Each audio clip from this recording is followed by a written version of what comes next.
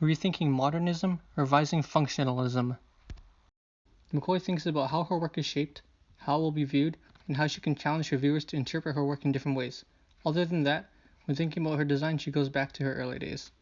In university, she connected and heavily embraced with the ideas of problem solving and form follows function and generally ignored the intuitive side of art. The best form of compliment back then was, "This is really clean." After a while, however, after keeping her work clean for so long, it ended up being more like a chore for her, and she started to look for new forms of design to express herself. It was in the 70s when they came up with a new form of design, which is now known as New Wave. In the 80s, McCoy gained a new interest in verbal language alongside fine art. Over the years, she was glad she branched out but stayed true to her rational functionalism roots. Type as Discourse. In Type as Discourse, McCoy wrote about how graphic design was minimalist and efficient in the 50s and how it slowly evolved into the opposite towards the 70s when it was finally labeled as New Wave. After what essentially was a hostile takeover in graphic design, the reform of New Wave, which once was the counter to the mainstream, has now become the very thing it sought to destroy and is now mainstream itself. Being able to tell if a piece of New Wave is postmodern or late modernist is important to understand it. As it is based off Cubism and Constructivism, local culture can influence it as it reflects the current pop culture. When using this form of media, objective communication is hazed in a layer of double meanings, multiple possible interpretations, and underlying themes. The best way to appreciate and understand New Waves is verbally. The physical texts are just considered blocks of words. Biography about Catherine McCoy. Catherine McCoy was born in 1945. She is an American graphic designer and educator, primarily known as a co-founder of the graduate design program at Cranbrook Academy of Art.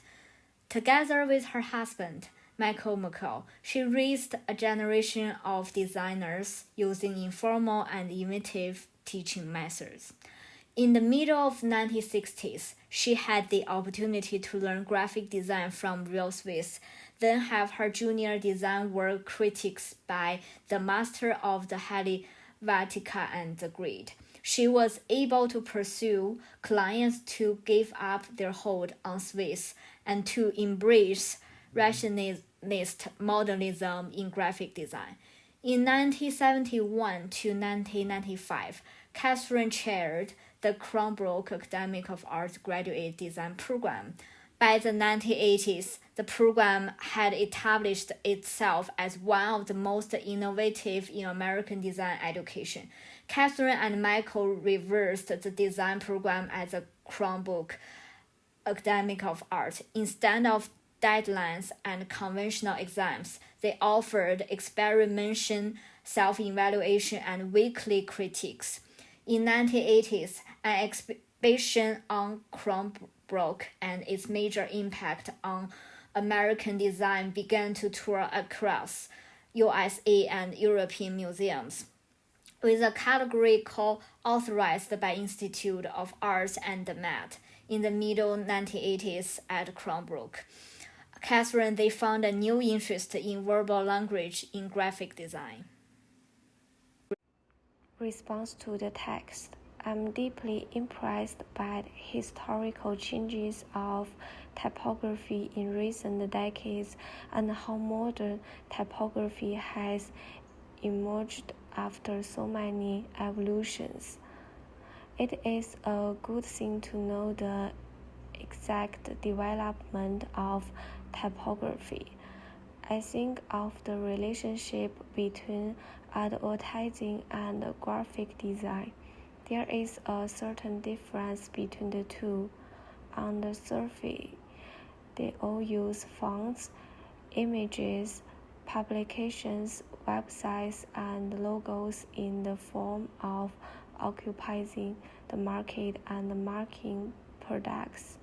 Advertising is to promote a product or brand.